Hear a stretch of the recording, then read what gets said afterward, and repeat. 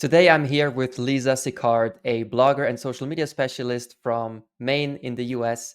Lisa's brand is Inspired to Thrive. She has almost 30,000 followers on Twitter, 1,600 followers on Instagram, and she has an active community of readers on her blog. Hi, Lisa. Thank you so much for being here. Boris, thank you so much for having me today. Great to be here. I saw your story on Instagram where you improved the social media campaign for one of your clients, and the results looked fantastic. It's really the type of results that every marketer dreams of. But before we get into that, tell us about Inspire to Thrive. What is your brand all about? Yes, I started Inspire to Thrive over a decade ago. I was managing a medical scrub retail site, and I was on Twitter, and I made the biggest sale from a tweet. It was about the NCAA tournament, and the medical scrubs that was on the website were NCAA branded, with different teams. And so there was a doctor from Texas that saw his favorite team on our online store and made the biggest purchase. And as I started making more sales through Twitter, people started asking me questions. I was getting emails, phone calls. How are you doing it? How are you making sales? And so I said, instead of answering all these calls and emails, I think I'll start a blog. Little did I know how much more work that would be. And I didn't envision that it would end up being, a business a decade later, but that's exactly what happened.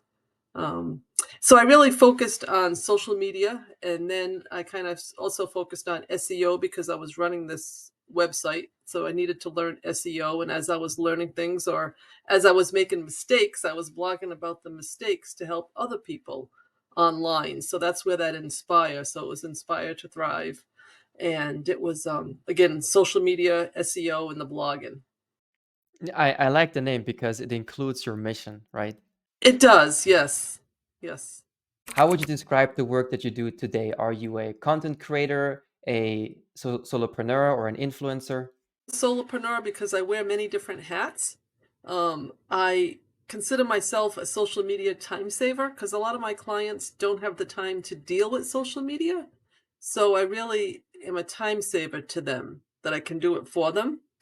I also, of course, do blogging, and I consider myself a creator because I'm always in Canva having to create something for social media or blogging. It's, whether it's videos or images or infographics, all that kind of stuff. You constantly have to be creating content. So So you would say the two main hats that you wear are solopreneur and creator? yes, What would you say for businesses? How important is it to have a blog and social media accounts? it's very important. I recommend the blog because people need content to share on social media. So if you don't have the blog, it makes it a little harder to share things on social media. But it's also great for your customers to learn about your business, and it's great for prospecting. For example, I have a real estate company that they like to recruit agents. So I manage a blog for them. So it's all about, the life of a real estate agent. Why would you want to be a real estate agent? And 100 topics around that. And so it's just a way, it's a tool. And it also helps when I'm doing their social media that I have that content to share on social media as well. And it's like a useful content, I call it. Okay, yes. So the way you see it is that blogging and social media go hand in hand. Do they do? I'm curious here, just as a follow-up question, how do you feel about AI influencing the future of SEO? Do you think that SEO will disappear because of the advance of AI? I don't think so. There's already been a drop in the chat GDP. Um, so I don't think it'll totally take it over, but it'll be a tool that may be used in conjunction, to do the SEO. Just like it is with the writing. You can use an SEO tool, but you really have to edit. Matter of fact, just before we came on today, I was using my favorite AI tool called the Right Blogger, and I was working on a post about Twitter X, how the blue subscription service, you're able to hide your badge. And I was like, well, why would you want to hide the badge? And so I went into the AI tool and put in what I normally would put in to, come up with some ideas, the title, post, etc. And it still had, and this is my favorite tool, still had some old information and didn't have the newer information, which is a big minus with all AI, because any of the AI tools, they all seem to go back a year. They don't seem to have like last week or last month's data. So it's, you can use it for certain things, but you can't rely on it 100% by any means. It does help you write content quicker, but you have to check all the stats, the facts, and any links, all that stuff. Yeah. I mentioned your story earlier where you worked on someone's social media campaign. Would you be open to sharing more about that project with us? Yeah, it's a local carpet store down in Rhode Island, and they had a very small Facebook presence when I first met with them, and I started them on Instagram because they have a lot of remnant carpeting, and those are perfect for dorm room for college students. So, my take on it was the Instagram audience is younger than Facebook, and especially today, it's even changed more in that direction. It took a long time to grow their Instagram presence, but it's finally getting there. And their Facebook page grew pretty quickly, and we did do some boosting and ads for them along the way, but it's just being consistent, posting 3 times a week and coming up with content. Now it's been like 4 years, so you're going to get more and more creative. And today you have reels, so now I'm you know creating reels on Canva to try to change it up a bit. So yeah, but it's fascinating because he did a testimonial for me, and what he said was he was very glad that I was able to help him read his Google Analytics so he could understand all the marketing he's been doing. He's been doing TV, radio, newspaper still, and the Facebook and the Instagram, and he could actually see where the traffic was through that.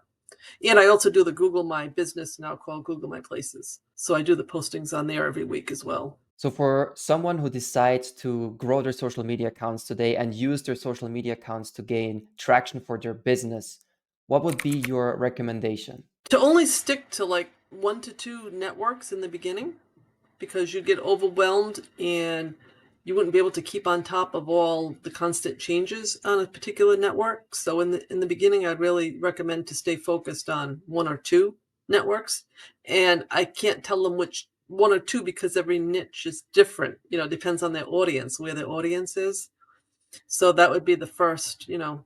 For some it would be Facebook, others it might be Instagram, could be Pinterest, could be Twitter, could be LinkedIn. It could be a variety of different places, or YouTube. Um, so that it really depends on where the audience is, and then to focus on that 1 or 2 and to remain consistent. And Lisa, so what's next for you and your business? Trying to focus a little more this year and going forward on SEO, and really trying to generate more of a passive income. And that's really through affiliate programs. And again, that kind of goes hand in hand with the SEO, as well as some sponsorships. And I have 2 other blogs. I didn't know if you knew. I have a small business blog.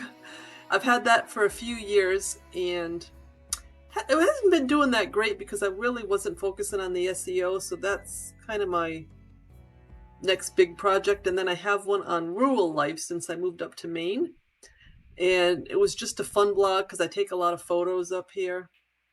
And I'm doing this one really without social for a test. So I'm really trying to focus more just on SEO, and I just don't have the time to really promote it social. There's a few alternative networks that I may once in a while post to, but other than that, I'm doing this one as a total test project.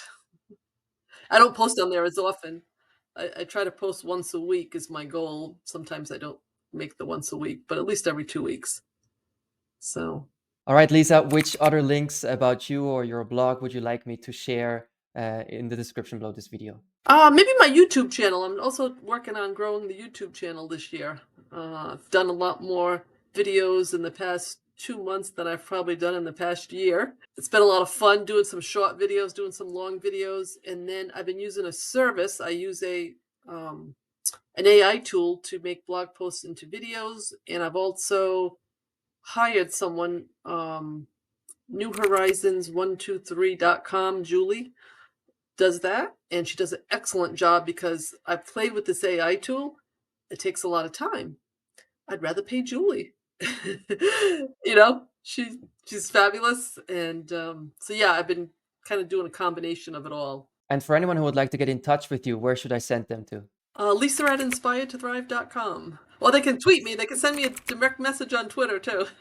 Perfect. Lisa, thank you so much for coming here today and sharing your knowledge about social media and blogging and passive income through affiliate marketing. Well, thank you, Morris, for having me. I appreciate it. Take care.